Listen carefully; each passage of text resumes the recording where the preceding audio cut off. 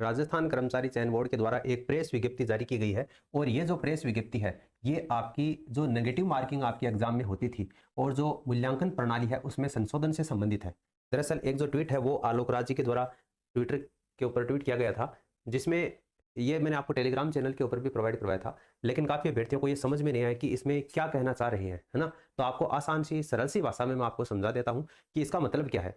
देखो, जैसे मान लीजिए कि अगर आपके पटवारी की एग्जाम है, आपकी ग्राम सेवक की एग्जाम है, कोई भी एग्जाम मान लीजिए, अगर आपको 150% उस एग्जाम में दिए जाते हैं और प्रत्येक पर्सन है वो आपका 3 नंबर का होता है, तो टोटल जो आपको नंबर मिलेंगे वो कितने में से 450 नंबर का आपका पेपर होता है। ठीक है।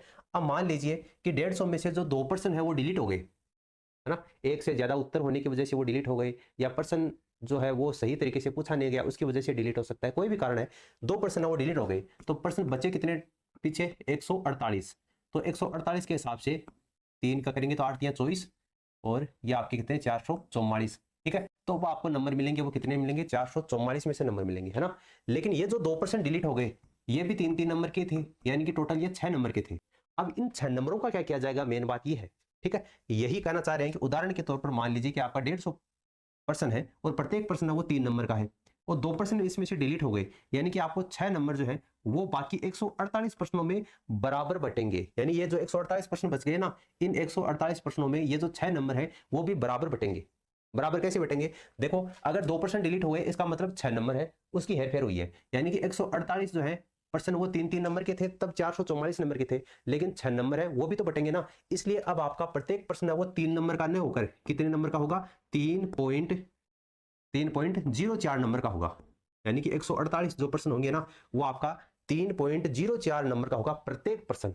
ठीक है। क्योंकि बाकी की ये जो 6 नंबर बच गए, इन 6 नंबरों को 148 पर्सनों में डिस्ट्रीब्यूट किया जाएगा बराबर बराबर मात्रा में, तो 0.04 हर एक पर्सन के हिस्से में आएगा, तो हर एक पर्सन का जो नंबर है वो 3.04 होगा। ठीक है। अब आपने ये सुना होगा कि जो नेगेटिव मार्किंग होती है एग्जाम में वो 1/3 होती है ना। 1/3 वो कहने के लिए होती है, लेकिन जो पर्सन खुद डिलीट होता है उसका भी भाग उसमें जुड़ता है, यानी कि जो पर्सन अपने 1% डिलीट होता है वो 1.0135 इतने नंबर है वो साथ लेकर जाता है। लेकिन अब आलोक राज जी का कहना है कि अब आपका 3 अंकों में से 1/3 यानी कि एक ही अंक आपका कटेगा। जो नेगेटिव मार्किंग 1/3 होती है उसमें इतने दिन 1.0135 नंबर आपका कटता था अगर 1% आपका गलत होता था, लेकिन अब आपका केवल और केवल एक ही नंबर कटेगा। ठीक है।